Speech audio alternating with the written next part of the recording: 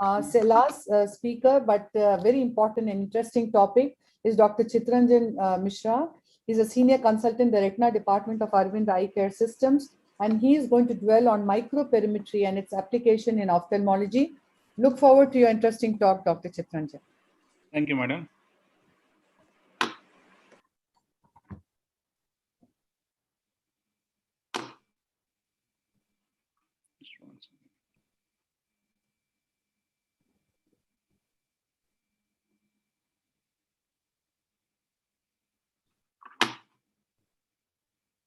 Are my slides visible, madam? Yes, yes.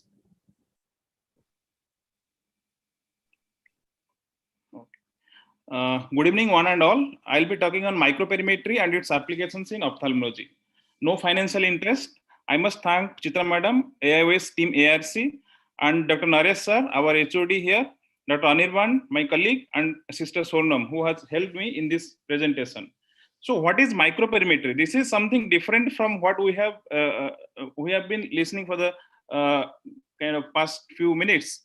So microperimetry is basically fundus related perimetry. We can remember like that. It correlates retinal morphology and the function. The retinal morphology and function are correlated. Basically, it has three components. One is the fundus imaging, we can see over here. Another is the retinal sensitivity mapping, individual points are matched, and the fixation analysis we'll be touching upon very clearly. So basically we can remember this as a macular function test. Okay. So how it is different from a standard automated perimetry or Humphrey, what we have been listening from our previous speakers. So microperimetry correlates retinal morphology and function, as I told. However, in Humphrey field, visual field, retinal and visual neural pathway, maybe the optic nerve pathway or whatever we have been listening, and the visual field are correlated. So microperimetry detects lesions in the macular area. However, lesions in the retinal and neural pathway are detected in the Humphrey visual field. Fixation point, it can record and control the fixation of the patient in microperimetry. However, fixation loss is a problem in Humphrey field. Area of measurement, we have experience in Maya, MAIA, there it is 10 degree. However, in Humphrey, it is wider, depends on different kinds of tests that already Dr. Pavan has told. The number of spots tested are 37 in case of a microperimetry, MAIA microperimetry. However, it depends on different protocols. It can be 68, 54 or 60, 76 on different protocols in Humphrey visual field. The luminance, maximum luminance of 1000 apostles with 36 decibel dynamic range in case of microperimetry. However, in case of Humphrey, as we have already listened, from 10,000 to 0.1 apostles. Stimulus is same in both the cases, Goldman size 3 stimulus. So how microperimetry addresses the limitations of Humphrey visual fields? It causes topographic correlation between fundus details and the retinal threshold at a given point. I'll show you in the examples. It is important for the macular diseases. The fixation pattern is more precisely made out and the scotoma can be quantified. Here we can see it can be objectively quantified. And the eye tracker is a very important phenomenon over here which can compensate for the eye movements. So what are the machines available? Rodenstock machine, probably it is not available anymore in the market. Then we have Nidec MP3. It was the first microperimetry to come to the market. It has biofeedback module, which helps in the low vision aids. I'll tell about that in detail. Then we have Optos, which is microperimetry plus scanning laser ophthalmoscope and a SD OCT machine. And the fourth one and the most important about which we'll be discussing is the macular integrity assessment or MAIA. Maya, I will be using the term center from center view.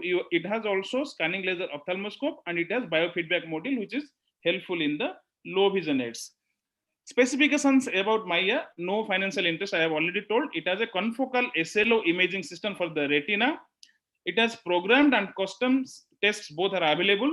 Undilated pupil, remember over here, undilated pupil can be used. It has autofocus from -15 to +10 diopter refractive error, wide range of refractive error. It is possible in case of slight media haziness like cataract.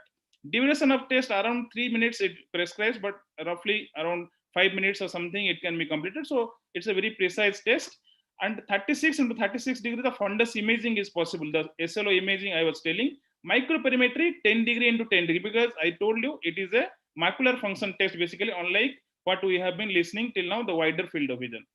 The working distance is 33 centimeter. Optical source is a 850 nanometer laser source, and it is a class 1 laser, so a relatively safe one. Automatic right eye and left eye recognition occurs. Coming to how the test is done, how the procedure. So just like our perimetry procedures that we have been listening, the data entry is there, the name, the patient code, date of birth, everything will be entered over here. Then coming to the auto adjustment. Can you see over the video? This is a small video. You can see one eye is covered, the other eye is being tested, and the machine causes a kind of auto adjustment to center, to have a fixation of the eye that is being tested. Then comes the target appearance. This is from the point of view of the operator. The operator dependent. The center, there is a target that is appearing. Inside the eye, you can see also the target. The patient for who is being tested, he or she can see the target, and this is from the operator's view. Then there is a scanning of the macular area. This is the scanning of the macular area. At this point, the operator defines 1.1 green point, can something like that, it will come over here to define the optic disc. So this is one of our known patients. Everybody of us knows. Can we guess? Okay, so this is myself. This is myself, because I thought that an ounce of practice is better than thousands of tons of speeches. So I thought that let me do, and then we'll put the picture. So you can see over here, one eye is tested at a time. I went from the OPD seeing patient, so it is undilated procedure we are doing. This is recently done. You can see the mask over here, and you can see over here, this is the kind of trigger that you use, that we have been listening in the Humphrey field. So this is a trigger. So one point will be coming over here, that is the staircase phenomena. So one white light will be there. If we perceive that, we have to click it over here. So this is how the kind of the operator's point of view. We can see 37 points I told you. Individual points will be marked with a number, that is the sensitivity of that particular point. Here we can see how much the test has been recorded, 37% or 50% or 100%. So this is definitely normal, because I know I am normal. So this is my printout, microperimetry printout. This, if you can remember what Dr. Ankur was telling, like number 1, number 2, number 3 in cases of Humphrey field. Similarly, you can see over here, say the first one is patient details. Patients, which eye is there, even date of birth, you can see the place where it has been done. Then coming to the SLO image, the scanning laser ophthalmoscope image, you can see over here, this is the retinal image. This is the sensitivity values and the preferential retinal locus. So you can see over here, these are the green points. Green means normal, okay? Something yellow means suspect, red means abnormal, black means it is a scotoma. So you can see over here, every point is quantified. There is a number given to that. So it is green, means normal. Sensitivity map. So all the points has been given over here to make a map. Then coming to macular integrity. Macular integrity is something which tells you that the values that this test gives are probably normal. It does not tell about the disease per se. Here you can see the macular integrity comes in the normal range. Coming to the average threshold, again, average threshold, you can see there are green, yellow and red points are there. Here this one is having say 29.1 coming in the green range. So it is normal. Coming to histogram of threshold frequencies. So the green, the kind of green color you can see over here, this is the reference database for this particular age and gender. This is the normal. And you can see the patients that this examination also comes under the reference pattern. That means it is normal. Coming to one thing is the fixation plot. You can see over the fixation plot over here. Fixation can be stable or kind of not a stable fixation. So there are basically two circles. One is 1 degree circle, one is 1 degree circle, another is the 2 degree circle. If 75% of the points that you have been tested, that those are coming in the first circle, that is the 1 degree circle, that is fixation is constant or stable. If less than 75% are there in the first circle, however, more than 75% are coming in the second circle, then it is relatively stable. However, if less than 75% of the points are also not there in the second circle, it is outside, that means fixation is not stable, unstable fixation. Then coming to some of the abnormal variety, this is ARMD. You can see over here the SLO image, you can see the sensitivity values and the PRL. I told you the previous one, if you can remember, those are all green. However, you can see over orange, red, all these points are there. Fixation points are, the cloud is kind of scattered over here. Can you see? So sensitivity map also, you can see it's not green color, it's something red. 1 minute remaining. Okay. So coming to, I have some clinical images. I'll complete it. Okay. So the macular integrity is also abnormal and the average threshold is abnormal.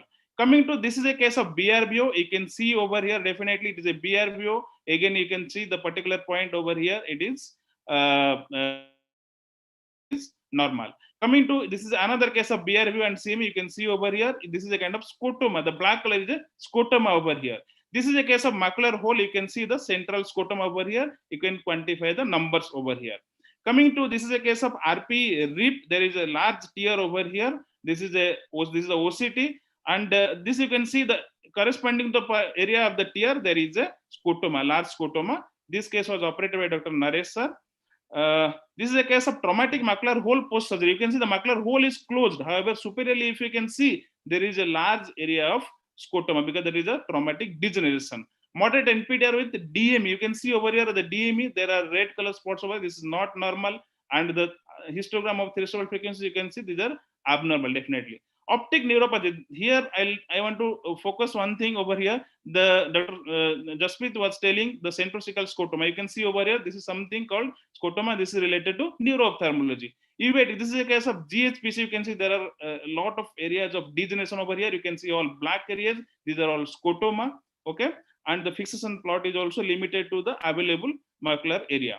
Then coming to HCQ toxicity, this patient was having more than 800 grams of consumed cumulative dose of 800 grams of HCQ, and multifocal ERG and OCT all were normal. However, some suspicious points were there in the sensitivity map. So we wrote a letter to the treating physician. So if we can consider to change the medicine. Then coming to some of the pre and post treatment variety. This is a case of macular hole treated, nicely closed. There is nothing new. However, when we compare the pre and post-operative foveal sensitivity, the foveal sensitivity improved. Here you can see this is 22, however, it is less than kind of 1 or something in the pre-operative area. Sensitivity map also improved. It's not normal, it's a 6-week post-operative value, but it's improved. Similarly, the average threshold, if you can see, 16.3 was the pre-operative, post-operative 21.9. So it improved. Histogram of the threshold frequencies, you can see post-operatively, these points are coming towards normal, 6-week post-operatively. So the inference in the macular hole surgery, according to a recent study done in our hospital, is functional parameters like average threshold and foveal sensitivity improved significantly post-macular hole surgery. Coming to another pre and post-treatment, a case of CSR. You can see post-treatment 2 months, CSR resolved nicely. However, whatever the functional thing, you can see the functional thing, the reddish things are coming greenish. That means the sensitivity at each individual point is improving. From the center, you can see it is becoming from 22, it has improved to 30. Coming to the CSR sensitivity map, you can see there is definitely one improvement is there. Coming to the average threshold, it has improved from 20.3 to 26.9. Okay, and in the histogram of frequencies also, if you can see from the pre-treatment level, post-treatment is improving, functional improvement is there. Coming to microperimetry in low vision. So there is something called biofeedback mechanism. In central vision loss, eccentric retina with good sensitivity can be identified, and those points can be used by the patient for a better vision. So this is possible because of the brain plasticity. So I'll show some of the examples. These are not our examples. I have taken from the Maya handbook. So here you can see this patient, when it came, they found that, say, particularly this area, this where the patient is not fixing, but it is having a better retinal sensitivity. So the patient was trained in such a way that the patient used the better retinal point, and you can see the fixation improved from the pre-treatment to the post-treatment value. You can see these clouds are kind of scattered. This is concentrated. You can see this is a Stargardt's disease. It is a kind of clouds are scattered over here. There is center is not used. However, after treatment with the biofeedback mechanism, you can see the patient is able to use a kind of central kind of fixation. The clouds are now centered in a central place. Then coming to this place, the patient came with both eye vision was equal. However, right eye, the fixation was kind of scattered. However, left eye was centered fixation. So the patient was asked to use the left eye more frequently so that he can have a better useful vision. So coming to the limitations of microperimetry, it lacks wide availability, definitely needs patient cooperation, and reference database for all age group and ethnicity needs to be stringent. To conclude, microperimetry holds PROMID as a research tool, diagnosis and follow-up of macular diseases particularly, and patient counseling, especially the functional improvement. And it's very, very important in case of rehabilitation in low vision. Thank you for your patient hearing. Thanks a lot, Dr. Chitranjan. That was a wonderful talk. You brought out so much of information. So I think it goes without saying that even in AMD, when you give injection Avastin, you can follow up on the mean sensitivity and the retinal thickness, and then understand how the treatment is bringing an improvement, right? As you compare different examples. Yes, ma'am. That study is also going on. Actually, in comparison to anti-VEGF with steroids, we know that the macular edema improves post-treatment in post-injection in both the groups. However, if there is a difference in the functional improvement that we are studying, that paper is yet to come out, but that study is going on here. Oh, that was an amazing talk. We all heard something new and very interesting to many of us. Dr. Gauri, would you want to add something before I give No. All the talks have been very nice and a very well-organized symposium, Dr. Chitra. I must congratulate. So it's been a truly enlightening webinar with a lot of clarity and a lot of relevance, which we gained, which is so relevant to our day-to-day practice. And my heartfelt thanks on behalf of ARC to the great expert panel which we have, and superb speakers who did just wonderful. I think all of us at different times could even go back and hear some of these talks. My thanks to my co-moderator, and we all know what Gauri Murthy is and what wonderful contribution she gave to the energy in this webinar and brought out all pertinent discussions. My thanks are due to my dear ARC members for always being my strength. Thanks to AIOS led by Mr. Kripal and his entire team, Sai and Manjula from Numerotech, who have always been our backbone of support. And I'm sure you have realized in this course of this webinar, the kind of strength the webinar admin, Dr. Anand Sethi and his team have. My thanks are always due to Encode for their massive sponsorship for all our ARC programs in the last 1.5 years.